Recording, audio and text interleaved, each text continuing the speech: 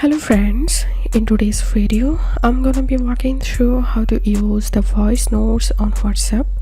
But before getting started this video, make sure to subscribe. How to do it: so open your WhatsApp app and open any individual group or chat. And to use the voice notes, all you have to need just tap on this record icon here, and now slide up to lock the recording. And once it's locked, now you can pause your recording. Now you can hear your recording by clicking here, and to again record, tap on this mic icon, and you can pause and close your chat or group. And if you again open the individual group or chat, here you will get your recorded voice notes.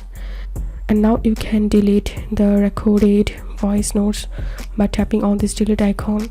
Also, you can send the voice notes by clicking on send button. So that's how you can do it. If this video helped you, give a thumbs up and please consider subscribe to how to do it. Thank you for watching.